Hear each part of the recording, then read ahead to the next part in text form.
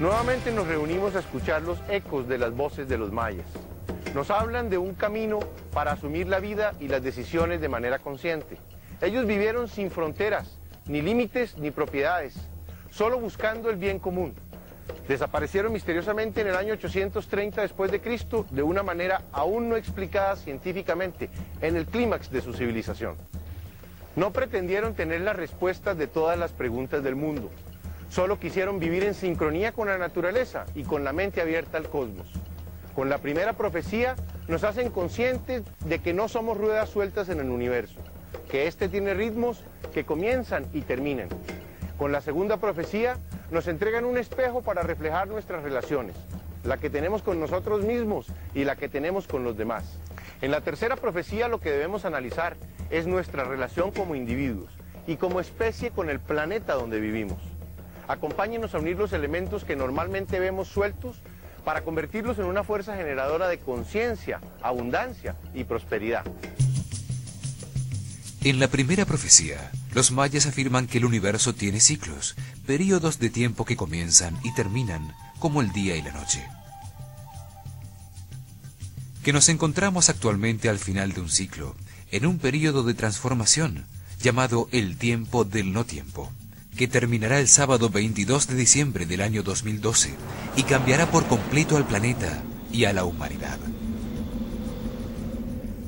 Afirman que el sistema solar se desplaza en una elipse que lo aleja al centro de la galaxia, de donde recibe cada 5.125 años un rayo sincronizador.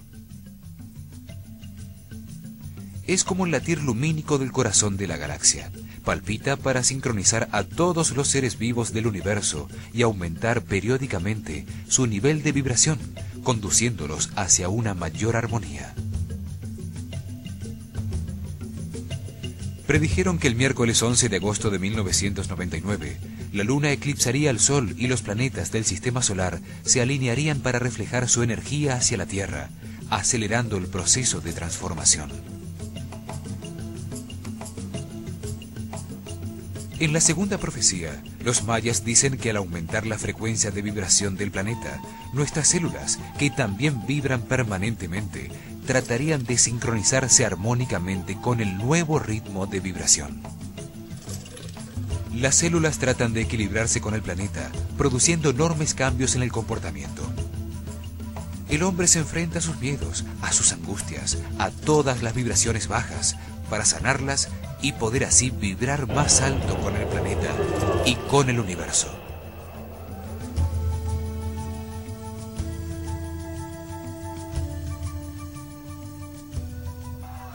El miedo, el odio y la intolerancia producen vibraciones bajas. El amor, la comprensión y el respeto por todo lo que existe producen vibraciones altas. El comportamiento del hombre puede disminuir o aumentar su energía interna. A menor energía interna, mayor depresión y oscuridad. A mayor energía interna, mayor paz y felicidad. La verificación de los resultados de su comportamiento ante cualquier hecho permiten saber si la actuación sirvió para aumentar o disminuir su energía interna. Si el hombre alteró su paz, es que actuó sin respeto por los demás, seguramente desde la inconsciencia, disminuyendo su energía vital y produciendo un estado de vibración baja.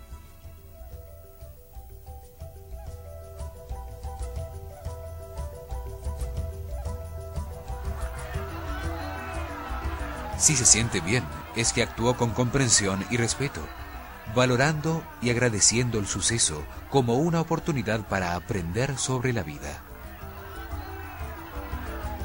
Es decir, actuó con sabiduría, aumentando su energía vital y produciendo un estado de vibración alta. La segunda profecía dice que nos encontramos en el gran salón de los espejos, en el tiempo en que cada hombre es su propio juez. Es su última oportunidad para aprender sobre nuestro comportamiento y cambiar.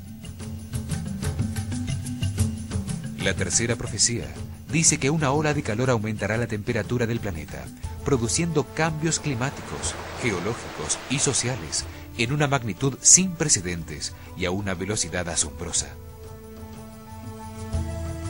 Los mayas dicen que el aumento de la temperatura se dará por la combinación de varios factores, algunos de ellos generados por el hombre, que en su falta de sincronía con la naturaleza solo puede producir procesos de autodestrucción. Otros factores serán generados por el Sol, que al acelerar su actividad por el aumento de su vibración, produce más irradiación, aumentando la temperatura del planeta.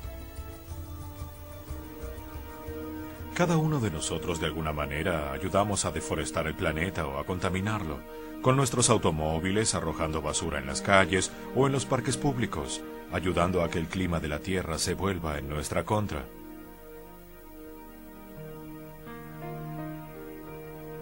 Los cambios están ocurriendo ya, pero como han ido pasando muy lentamente, nos hemos adaptado a ellos y no los percibimos. El proceso de industrialización que tuvo lugar en el siglo XX ha contaminado dramáticamente la atmósfera con sus emisiones de gases tóxicos. La llamada lluvia ácida, producto de la quema de carbón o derivados del petróleo y de las emisiones de sulfuros y óxidos de nitrógeno a nivel industrial, tiene lugar en todo el mundo y se concentra en las áreas urbanas. Corroe los monumentos y puentes, destruye la pintura exterior, mata los bosques, daña la vida marina, los suelos cultivados, convierte el agua potable en tóxica y reduce la visibilidad. Las chimeneas contaminantes de miles de fábricas, indiferentes al daño que provocan, modificaron las temporadas de lluvias, las estaciones y el clima. En millones de lugares del planeta aún se cocina con carbón y leña, creando fogatas que emiten grandes cantidades de humo, cenizas, vapor de agua y gas carbónico. Todo esto dio lugar a la aparición del efecto invernadero, pues las concentraciones de partículas de carbono que quedan flotando en la atmósfera reaccionan químicamente con los dióxidos, aumentando la suciedad y la temperatura. El aire que respiramos está lleno de partículas de monóxido de carbono, de óxido de nitrógeno y de metano, productos resultantes de la combustión de gasolina en los motores de millones de autos y de miles de plantas térmicas de generación eléctrica. La depredación de selvas para convertirlas en terreno de cultivo o para extender las ciudades se ha convertido en una práctica común. Se incendian los bosques que purifican el aire al convertir el gas carbónico que contiene en oxígeno. El hombre no es consciente del mal que está causando al planeta, ni de que hay que sembrar para reponer la vegetación que consume. Todo el planeta se ha convertido en un gran basural. Enviamos contenedores con residuos radioactivos al fondo del mar. Cargamos barcos enteros con residuos no degradables.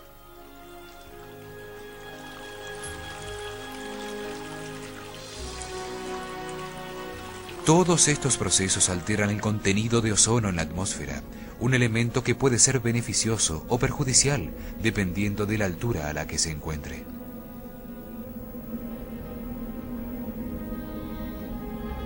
El ozono, que está en la parte alta de la atmósfera entre 10 y 50 kilómetros sobre la superficie de la Tierra, es bueno. Allí encontramos el 90% del ozono. Es un gas cuyas moléculas tienen 3 átomos de oxígeno. La quinta parte del aire está compuesta por oxígeno.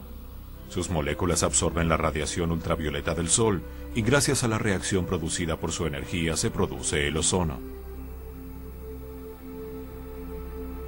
A esa altura el ozono es beneficioso y tiene 2 funciones de suma importancia para la vida en la Tierra. La primera es que su producción absorbe los letales rayos ultravioletas del Sol, protegiendo los sistemas ecológicos de la Tierra. La segunda es que al combinarse naturalmente con el hidrógeno que llega a la atmósfera como agua evaporada, se convierte en un poderoso bactericida que asegura la salubridad del aire. Sin embargo, desde la superficie de la Tierra hasta los 10 kilómetros de altura, encontramos el restante 10% de ozono, el cual, debido a los procesos contaminantes del hombre, se ha convertido en algo peligroso. Normalmente este ozono era regulado por la naturaleza. Se generaba y desaparecía inmediatamente al reaccionar químicamente gracias a la luz del sol con el aire. El hombre ha alterado este proceso natural al llenar la atmósfera de partículas suspendidas de aerosoles, humo de carbón y de gases tóxicos, produciendo reacciones fotoquímicas incontroladas. La naturaleza no contemplaba la aparición de las partículas de clorofluorcarbono, utilizadas en la fabricación de aerosoles que permanecen flotando en el aire.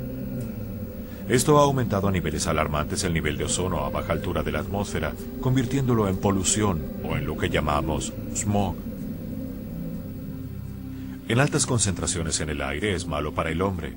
Produce irritación en las mucosas, dolor de cabeza, disminuye la actividad física, reduce nuestra resistencia a las infecciones y aumenta las enfermedades respiratorias. Afecta los elementos, acelera la cristalización del caucho, decolora las telas, tejidos y obras de arte, disminuye la resistencia a las infecciones y aumenta las enfermedades respiratorias. Perjudica a la naturaleza, produce daños en las hojas de las plantas, eliminando su capacidad de realizar la fotosíntesis y la producción de oxígeno. El hombre al respirar inhala aire y exhala gas carbónico. La vegetación normalmente absorbe los rayos luminosos y transforma con su energía el gas carbónico en azúcares, almidones, celulosa y en el oxígeno que respiramos. Debido a todos estos cambios en la capa de ozono, muchos de los grandes bosques del planeta se encuentran enfermos, tienen disminuida su capacidad de crecimiento y han perdido su follaje. Existen plantas como la del tabaco que son bioindicadores de la presencia de ozono en el aire, ya que sus hojas son sumamente sensibles al ozono y se queman con su presencia. En la alta atmósfera sobre la Antártida han aparecido durante algunas semanas de octubre enormes agujeros en la capa de ozono. Este es un fenómeno que crece año a año. Lo grave es que al permitir el paso de rayos ultravioletas aumenta la incidencia del cáncer de piel, inhibe el proceso de fotosíntesis en las plantas y crea mutaciones genéticas indeseables. Todo esto ha causado un aumento en la temperatura del planeta. Los mayas dejaron escrito que a partir del eclipse de 1999 el proceso se aceleraría. Científicos británicos indicaron que 1997 fue el año más caluroso del que se tiene registro. Expertos en clima de Estados Unidos declararon que enero y febrero de 1998 fueron los meses más calurosos y húmedos de los últimos 100 años. Las variaciones climáticas, consecuencia de las actividades dañinas del hombre y de los cambios en el comportamiento del sol, producen una alteración en las lluvias, disminuye su cantidad, intensidad y regularidad. El aumento de la temperatura producirá fuertes vientos, huracanes y tornados. Los huracanes son tormentas gigantescas y violentas, un vórtice de destrucción y muerte. Se los llama huracán en conmemoración al dios del mal de los aborígenes del Caribe. El huracán Mitch y los fenómenos asociados a la corriente del Niño son evidencias de la tendencia hacia los grandes desastres causados por el clima. El sistema hidráulico es fundamental, pues la Tierra está cubierta en un 70% de agua. Al aumentar la temperatura disminuirá la humedad relativa en el ambiente, lo que traerá como consecuencia menos nubosidad en el cielo y mayor exposición al sol, agravando así el problema. Así se evaporará el agua de los suelos, produciéndose grandes sequías y muchos incendios forestales en todo el planeta. La falta de agua producirá graves inconvenientes en toda la vegetación, reduciendo su crecimiento y disminuyendo considerablemente el tamaño de las cosechas. Al reducirse la cantidad de agua de lluvia, también menguará el caudal de los embalses y lagos, creando serios problemas a toda la fauna de la Tierra. Todo esto causará un fuerte impacto en la economía. Habrá desabastecimiento y muchos productos que dependen del clima, como los forrajes, los cereales, el pescado y la energía hidroeléctrica, subirán de precio de modo vertiginoso. Serán épocas de racionamiento eléctrico, hambre y descontento social. Aumentará el número de plagas e insectos y las enfermedades tropicales como la malaria. El comportamiento del hombre será crucial para sobrellevar el aumento general de la temperatura causada por su propia conducta inconsciente y depredadora.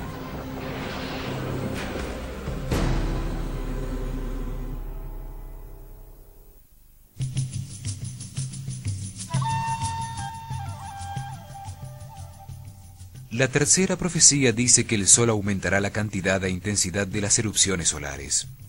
Esto también contribuirá a producir un aumento en la temperatura del planeta. Los mayas estudiaron principalmente el comportamiento del Sol. Sabían que produce la luz y los ciclos que hacen posible la vida en la Tierra. Sus estudios son la base de sus profecías sobre los tiempos que vivimos y se fundan en cambios solares. En la actualidad, los científicos tienen varios satélites dedicados exclusivamente al estudio del Sol, una de las 100 billones de estrellas de nuestra galaxia. El Sol tiene ciclos que cambian sus niveles de actividad cada 11 años. Rota sobre su eje una vez cada 27 días. Hoy sabemos que nuestro Sol contiene el 99,8% de la masa del sistema solar. No es un cuerpo sólido como la Tierra, sino que está compuesto principalmente de gases. El 75% del Sol es de hidrógeno, que permanentemente se convierte en helio a través de una reacción de fusión nuclear a muy elevadas temperaturas en su núcleo. Al hacerlo, produce una enorme cantidad de energía en forma de radiaciones y partículas que irradia hacia afuera, hacia su superficie, hacia el sistema solar. Emite radiaciones de onda corta, como son los rayos X, los ultravioletas, la luz visible y la radiación infrarroja, productora de calor. También genera partículas de plasma de hidrógeno y helio, llamadas viento solar. Salen disparadas en forma de chorros, como los que producen los aspersores de agua. La luz, el calor y el viento solar vienen hacia la Tierra. El planeta tiene a su alrededor un campo de fuerza magnético, un escudo de protección con forma esférica que es del triple de su tamaño. Este escudo llamado magnetosfera contiene a la atmósfera dentro del planeta. En su parte más alta se encuentra la ionosfera, donde el oxígeno y el nitrógeno que respiramos interactúan con las partículas de helio e hidrógeno que llegan con el viento solar. Allí se produce el ozono, al reaccionar con los rayos ultravioletas. Estas partículas de viento solar traen una energía contenida en sus electrones de varios cientos de voltios que cargan eléctricamente la atmósfera del planeta en la ionosfera.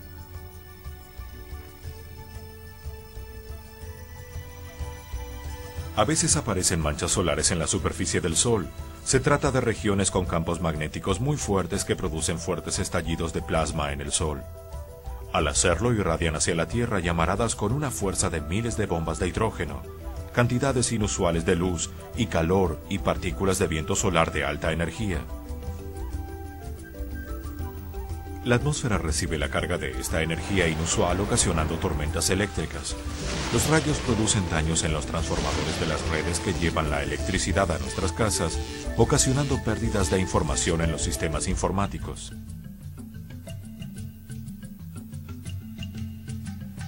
El viento solar daña los componentes electrónicos o los paneles solares de los satélites, ocasionando interrupciones en las comunicaciones y en los sistemas de posicionamiento y de navegación.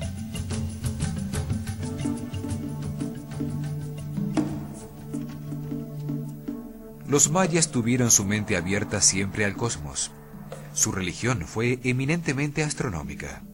Comprendieron que el ser humano no es más que una proyección de energía y que sin energía no hay materia. Encontraron que esa energía depende del Sol, que todo ser viviente, animal, vegetal o mineral, no puede existir sin la fuerza invisible del Sol.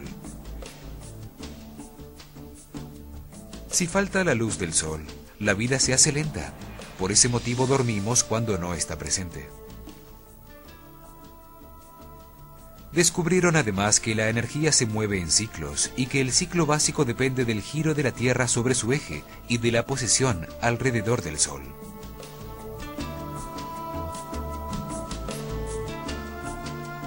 En su búsqueda por explorar y aumentar la energía interna, se concentraron en la aparición del Sol en el horizonte por el este y su desaparición por el oeste, definiéndolas como las manifestaciones más importantes de la dependencia humana de la fuente de energía. Definieron su concepción del espacio basándose en ese movimiento básico. Simbolizaron las 4 direcciones cardinales: la esfera terrestre en el centro y sobre ella la esfera celeste, el dominio de Kinichahau. 4 direcciones cardinales que también se encuentran manifestadas en los brazos y piernas, los que definen el espacio donde se mueve nuestra energía interna. También se manifiestan en los elementos básicos que se encontraban a su alrededor: el fuego, el agua, el aire y la tierra. Crearon así un espacio virtual a nivel planetario, en donde la Tierra siempre existe moviéndose alrededor del Sol. Encontraron que este espacio tenía 4 puntos, definidos por las posiciones extremas de ese movimiento. Los mayas descubrieron los equinoccios, 2 únicos días de equidad al año, en los que la duración del día y la noche son iguales. Los solsticios, 2 únicos días al año, en los que el sol sale exactamente en el mismo sitio del día anterior, se queda quieto. Durante los otros 363 días, el sol siempre sale más adelante que el día anterior y avanza en su recorrido, la eclíptica. Entre el equinoccio de verano del 21 al 22 de marzo, el solsticio de verano del 20 al 21 de junio, el equinoccio de invierno del 22 al 23 de septiembre y el solsticio de invierno del 21 al 22 de diciembre, se encuentran las 4 esquinas del espacio maya. Son las esquinas que definen las 4 estaciones climáticas del planeta, que cambian fundamentalmente la radiación recibida por el Sol, acelerando o retardando el crecimiento de todos los seres. Primavera, verano, otoño e invierno, las manifestaciones más evidentes de la incidencia de la energía del Sol sobre la vida en nuestro planeta.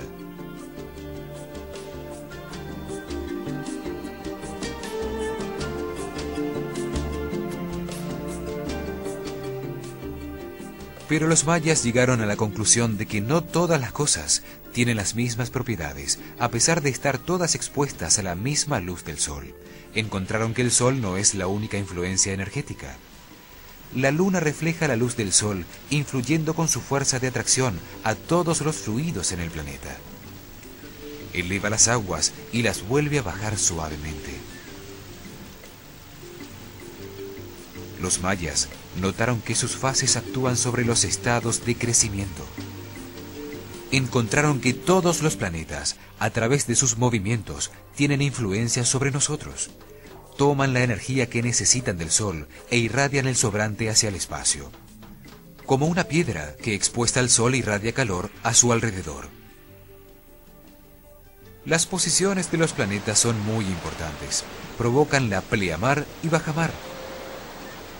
Determinan las temporadas, las tormentas húmedas, la temperatura terrestre e influyen sobre las aguas dulces y saladas.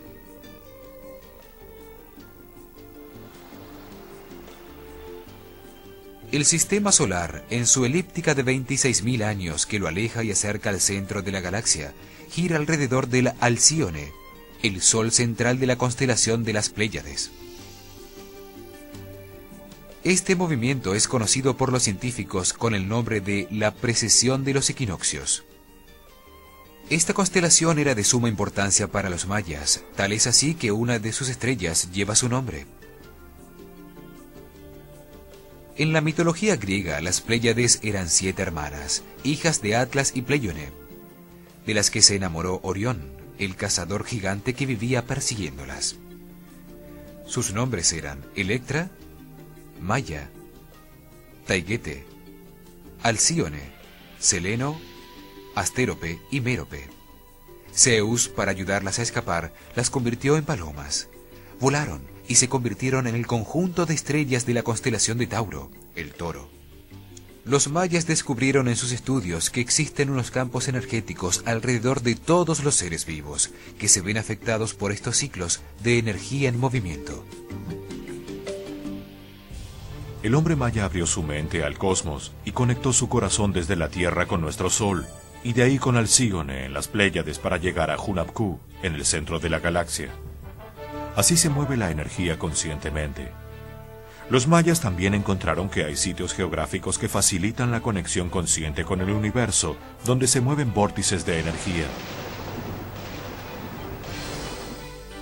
En la actualidad, vemos que en todos los cuerpos esféricos planetarios, entre los 19 y 20 grados de latitud sur y norte, se presentan en el plano físico fenómenos que expresan el pasaje de energía. Veamos la Luna. A los 19.5 grados en su cara oculta aparece una extrusión de lava llamada Mare Tsiolkovsky.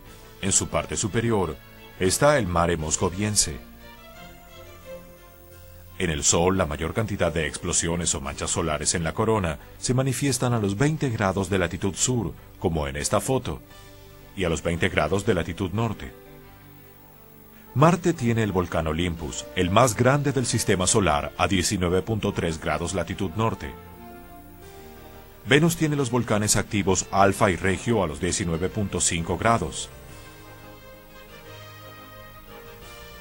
El gran punto rojo de Júpiter está a los 19.5 grados latitud sur.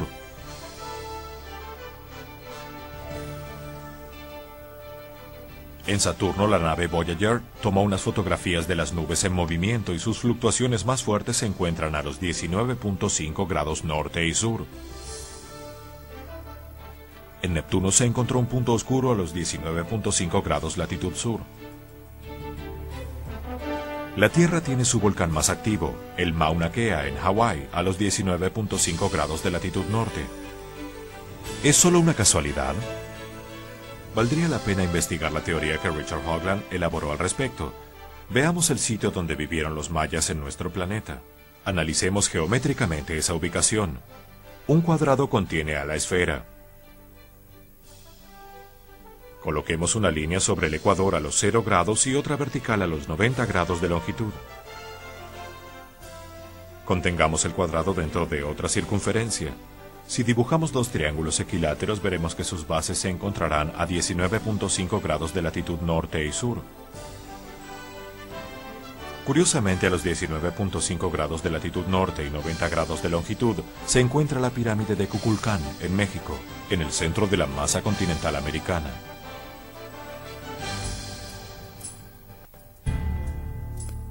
La pirámide de Kukulcán es una muestra de los conocimientos matemáticos, geométricos, astrológicos, filosóficos y religiosos mayas.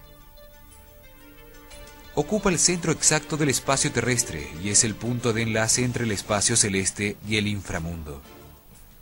Una pirámide fue construida allí por los mayas en el año 430 de nuestra era, y luego, en el apogeo de su civilización, creció sobre ella la que aún permanece. La pirámide es un gigantesco reloj solar. La utilizaban para ajustar sus calendarios. Una confirmación del conocimiento exacto de los movimientos del Sol le da sentido filosófico, cronológico y esotérico a su religión. Permite activar todos los centros energéticos del hombre, los chakras, que alimentan de energía los sistemas físicos glandulares. Utilizaban sonidos rítmicos que ayudaban a la mente a sincronizarse con el todo, produciendo vibraciones energéticas muy altas, estados de sensibilidad especial. La ubicación de la pirámide conecta la columna vertebral del hombre con el Kuksan-Suun, la columna vertebral del universo, el cordón que une al hombre maya con el Sol y con el centro de la galaxia, con Hunab-Ku.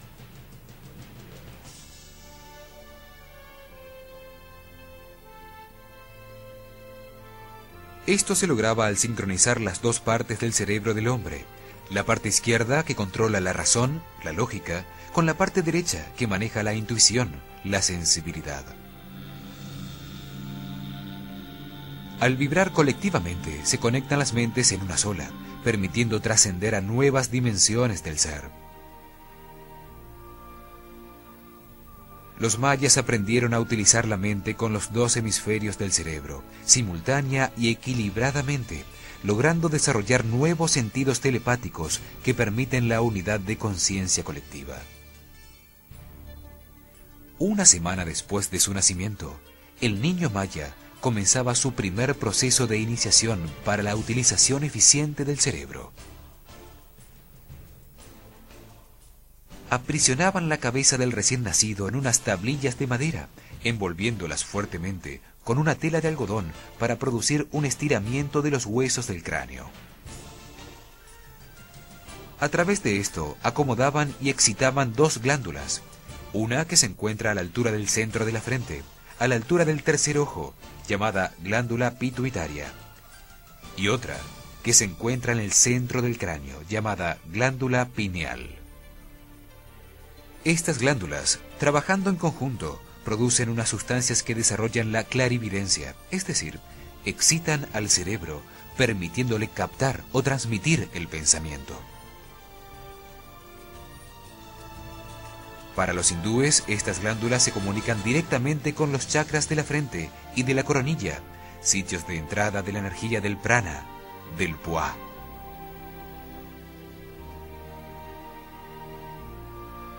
También producen estados especiales de sensibilidad en la mente, en la conciencia, facilitando el contacto espiritual, la comunicación con las esencias de todos los animales, de todas las plantas, de todos los elementos. Haciendo esto, lograban que los hemisferios del cerebro funcionaran de una manera simultánea más efectiva.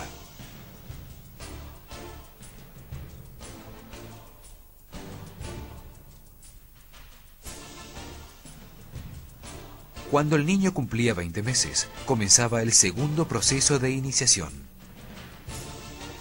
De la cinta que todavía aprisionaba su cabeza, la madre le colgaba una bola de copal, una especie de incienso sagrado, justo entre las cejas, en el centro de la frente. Ese olor excitaba las glándulas, y la necesidad de forzar la vista para mirar la bola de copal en el centro de los dos ojos le enseñaba a utilizar simultáneamente ambos hemisferios cerebrales.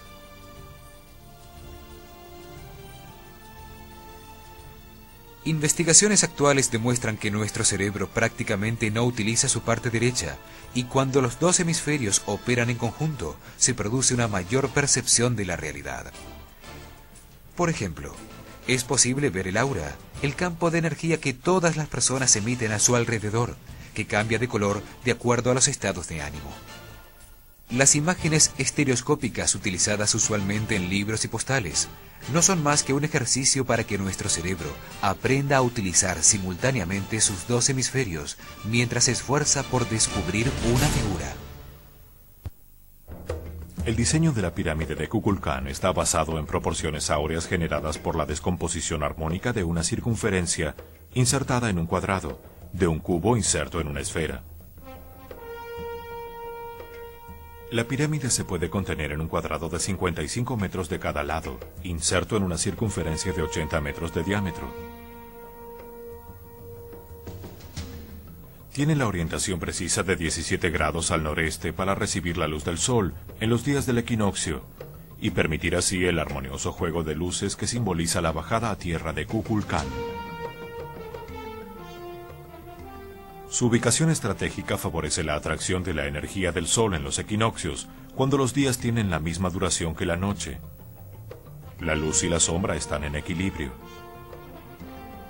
Ese es el momento en el que están dadas todas las condiciones energéticas y espaciales para dirigirse hacia Hunabku. En una ceremonia con mantras rítmicos se producen estados alterados de la conciencia que permiten percibir la realidad de una manera diferente. Si al cuadrado se lo rota 45 grados, la circunferencia se divide en 8 medidas iguales, las que al unirse dan surgimiento a un octágono. El octágono define el tamaño y la ubicación en su centro de 4 escaleras de piedra que conducen al templo en la parte superior de la pirámide. El ancho de las escaleras es definido por triángulos con su base en los lados del cuadrado. El lado del octágono tomado como radio define el tamaño de la plataforma central y el templo en la parte superior. Verticalmente también es asombrosa.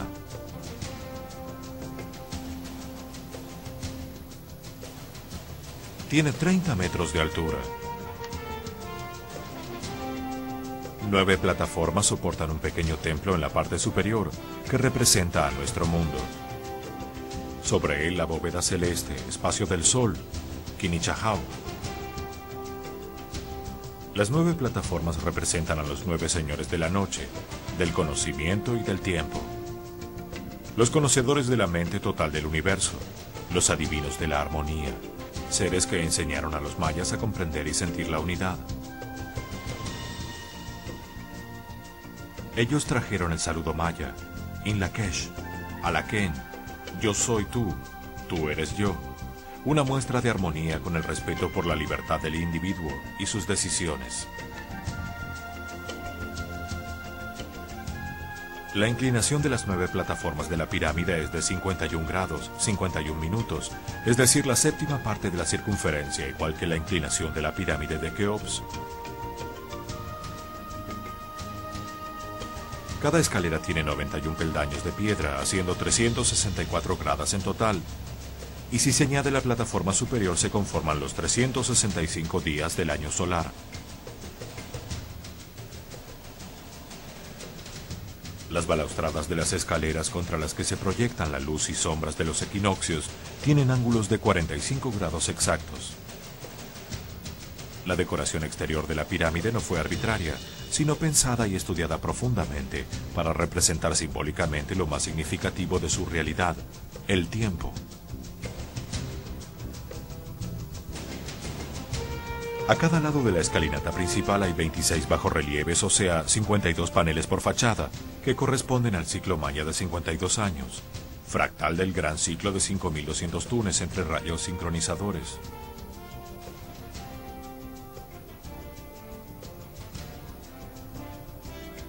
...18 plataformas, 9 a cada lado de la escalera principal... son claros simbolismos de la división del año solar maya en 18 meses. 5 adornos o almenas coronaban el templo en la parte superior por cada uno de los 4 puntos cardinales. Producen el simbolismo del Uinal, o mes de 20 días.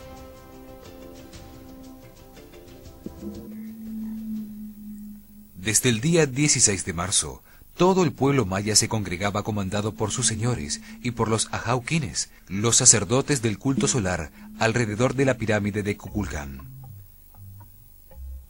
Las almenas con plumas de quetzal y banderas engalanaban el templo en lo alto, símbolo de las fiestas y del vuelo de Kukulcán para recibir el año nuevo. Comenzaban así los Wayeb, los últimos 5 días del año, que con sus noches eran considerados nefastos. Era el tiempo para las ceremonias de purificación, cuando se realizaban ayunos colectivos como señal de limpieza. En la plaza, frente a la pirámide, se bailaba para equilibrar las energías masculinas y femeninas, como ofrenda a Chak, la esencia de la lluvia. Mantras sagrados, palabras repetidas rítmicamente con los nombres de las esencias, producían un estado alterado de conciencia colectivo. El día 21 de marzo, quinto y último día Wayeb, 21 de Xul, día del equinoccio de verano, entre la 1 y las 4 de la tarde, se producía un movimiento ondulatorio de luz y sombra contra la balaustrada de la escalera principal, que remata en la cabeza de la serpiente. Kukulcán desciende del cielo, anunciando el nuevo año y la época de siembra. El fenómeno de luz y sombra indica el final de la sequía, el movimiento que comienza para preparar las tierras para la siembra, cuando se volvían a escuchar los cantos de las aves, la primavera. Al atardecer, hacia las 4 de la tarde, se veía el primer triángulo isósceles en la parte superior de la pirámide, y luego, poco a poco, se iban formando uno a uno los 7 triángulos que conforman el cuerpo serpentino de la pirámide. 7 triángulos isósceles de luz que representan los 7 chakras del cuerpo humano. 7 serpientes es también el nombre de la semilla de maíz. La cabeza de la serpiente, a un lado de la escalera principal, toma la vida al recibir la luz del sol. En su boca se depositaban las ofrendas, y en lo alto de la pirámide se encendía el fuego del año nuevo, con el que se procedía a quemar incienso y copal.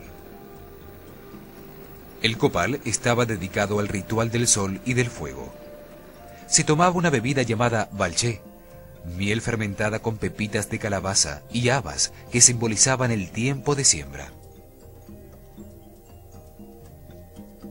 El último triángulo formado es el primero en desaparecer, en un movimiento que vuelve a conducir simbólicamente a la serpiente emplumada hacia el cielo. Se repartía el fuego nuevo en antorchas, a cada familia le tocaba uno. Se recogían las banderas y se volvían procesiones a la casa del Señor, y de allí cada cual a la suya. Con el fuego nuevo se procedía a quemar los montes para preparar la tierra para la labranza.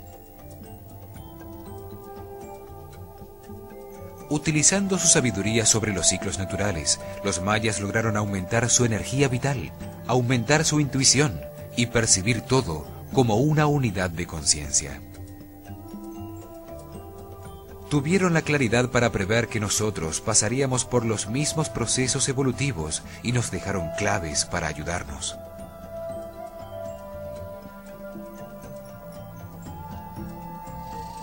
La serpiente cascabel, Crotalus durisus, representa al sol en la cultura maya.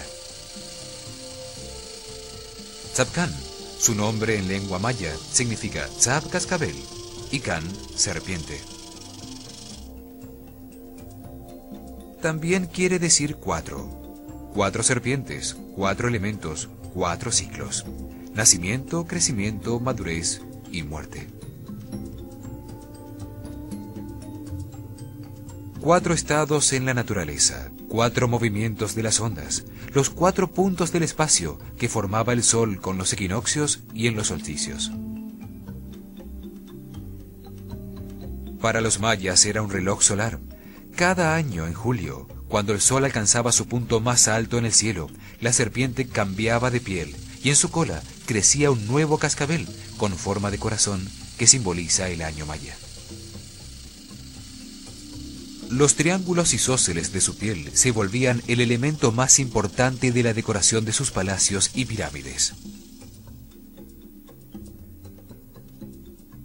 Homologaban la pérdida de sus colmillos una vez cada 20 días con el mes o Huinal maya.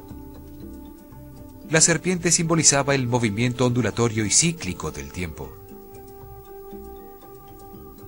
El cambio de piel de la serpiente y su resurgimiento de cada año representa la vida eterna, la reencarnación, el convertirse en un ser nuevo. Los mayas creían que el espíritu comienza encarnándose en una serpiente, obligado a reptar en el polvo de la tierra. Muere y renace muchas veces, perfeccionándose hasta poder erguirse del suelo. En ese momento desarrolla las emociones, encarnándose en un animal y evoluciona paso a paso hasta nacer como un hombre, obteniendo la razón, el pensamiento. Una vez que el espíritu se ha encarnado en un hombre, deja la forma física a través de su propio esfuerzo consciente y se eleva hacia planos superiores como un pájaro, la serpiente emplumada. La historia de la evolución de la serpiente en águila es la base de la filosofía maya. El hombre maya se transforma a sí mismo y se hace verdaderamente libre en ese proceso eterno de evolución ascendente de conciencia. El águila simbolizaba al espíritu.